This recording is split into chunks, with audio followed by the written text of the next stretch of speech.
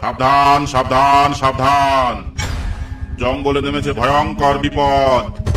সকল সুন্দরবনবাসী নৌকা মাঝিদের উদ্দেশ্যে জানানো হচ্ছে, জঙ্গলে এক লাল দানবের উৎপাত বেড়েছে।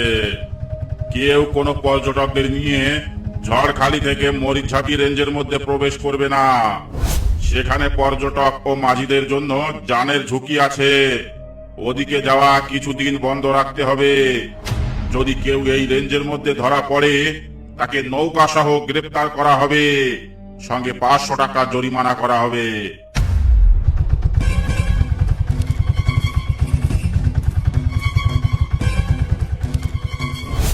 কি হে হরেন মাঝি, ফরেস্টার থেকে কি বলছে সব শুনছ?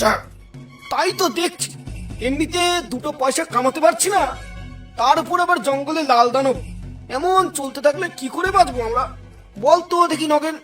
ঠিকই বলছে হরেন মাঝি, আমাদের সুন্দরবনে একের পর এক বিপদ লেগেই আছে।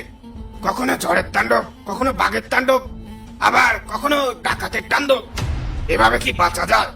কি আর করবি বল, ফরেস্টার থেকে যখন মানা করে গেছে তখন তো ওদিকে যাওয়াই চলে না।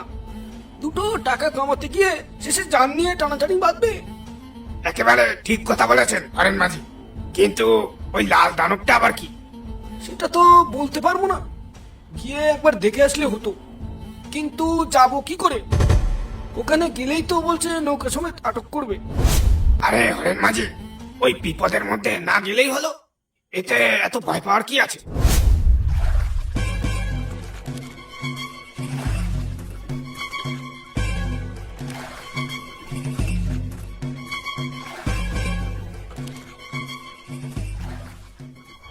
এই মধু, কোন দিকে যাচ্ছিস তোরা মাছ ধরতে? আমরা ঝড়খালির দিকে যাব বলে বেরিয়েছি। এই দুজন মিলে ঝড়খালির দিকে যাচ্ছিস? তোদের সাহস তো কম না, একজনকে বাগে ধরলে আরেকজনকে বাঁচাবে কি করে? ঝড়খালির দিকে এখন যাস নে, ফরেস্টার থেকে কিছুক্ষণ আগে মানা করে গেছে। ওখানে এখন বেশ কিছুদিন ধরে যাওয়া মানা আছে। কোথা থেকে জানি একটা লাল দানব ঢুকেছে ওখানে। লাল দানব? দানব আবার লাল হয় নাকি? কি বলছো এসব মাঝি ভাই? গাঁজা টাজা খেয়ে আছো নাকি? হ্যাঁ, লাল দানব বন্ধ করো তোমার এই গাঁজাখড়ি গল্প, এসব আমরা মানি না।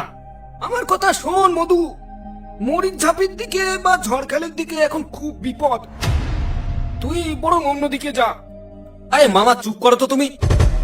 লাল দানব যখন বললে তখন তো দেখতেই হয়। যাই দেখি, গিয়ে দেখে আসি সে কেমন লাল দানব। এ লাল দানব আমি না দেখে ছাড়বো না। যা যা মুরগে যা, আহাম্মক কোথাকার। যাবই তো, যাবই তো। তোমার কথা শুনে বাড়ি গিয়ে ভয় পেয়ে না খেয়ে বসে থাকবো নাকি? রাখো তোমার লাল দানব, আমি গেলাম।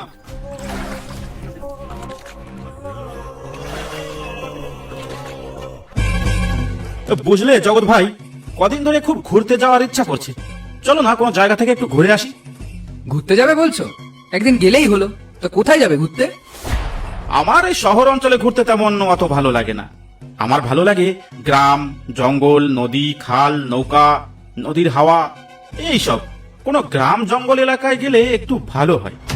তা তোমার কি তেমন কোনো জঙ্গল জানাশোনা আছে? না ভাই, আমি তো তেমন কোনো জঙ্গল চিনিই না। তবে শুনেছি গুজরাটের বিহারে আর উত্তরাঞ্চলে নাকি ভালো বড় বড় জঙ্গল আছে। সেখানে কোনো একটাতেই গেলেই হয়। আচ্ছা, তোমার মামা বাড়ি বলছিলে তো সুন্দরবনে, সেখানে একবার গেলে কেমন হয়? মাথা খারাপ হয়ে গেছে নাকি যে সুন্দরবন জঙ্গলে যাব? আমার ভাইও তো মরার ইচ্ছা নেই। কেন, ওখানে আবার কি হয়েছে? সুন্দরবন জঙ্গলে এখন কার উৎপাত বেড়েছে তা কি তুমি জানো? কার আবার? হয়তো বড় বড় কয়েকটা বাঘ থাকবে যারা মানুষ ধরে খায়, তার বেশি তো আর কিছুই নয়। বাঘ হলে তো ভালোই হতো, কিন্তু ওটা যে বাঘের থেকেও ভয়ঙ্কর। মামা কাল রাতে ফোন করে বলেছিল। কি, বাঘের থেকেও ভয়ঙ্কর? ও, এটা শুনে তো আমার কৌতূহল আরো বাড়ছে। এবার ওখানে যাওয়ার ইচ্ছাটা আরো বেড়ে গেল। বুঝলে জগৎ ভাই, চলো না একটু সুন্দরবন থেকে ঘুরে আসি। না ভাই, আমি ওখানে যাব না। ভেবে দেখো জগৎ, সুন্দরবন আমাকে নিয়ে গেলে তুমি যত পারো তত মাল খাওয়াবো, তাও আবার বিদেশি। আমাকে বিদেশি মদের লোভ দেখিয়ে তুমি সুন্দরবনে বাঘের মুখে নিয়ে যেতে চাইছো? আমাকে দেখে কি তোমার মাতাল মনে হয়? আরে অত ভেবো না তুমি, অ্যাডভেঞ্চার সবার জীবনে দরকার। ঠিক আছে, এত করে যখন বলছো তাহলে চলো একদিন। তা কবে যাবে বলো? কালকেই। কালকেই? হ্যাঁ, কালকেই। ঠিক আছে, তাহলে কালকে সকাল সকাল রওনা দেবো। আজ তাহলে এলাম আমি।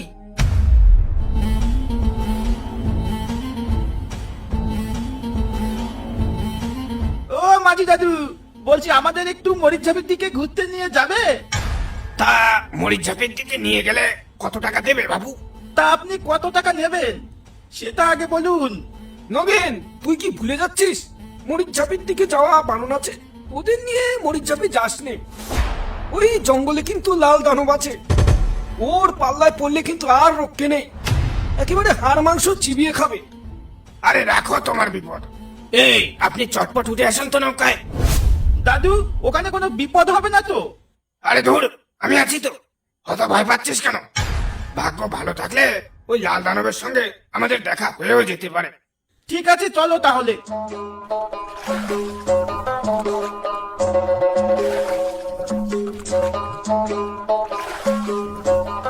মাঝি ভাই, ও মাঝি ভাই। হ্যাঁ হ্যাঁ, আসছি আসছি।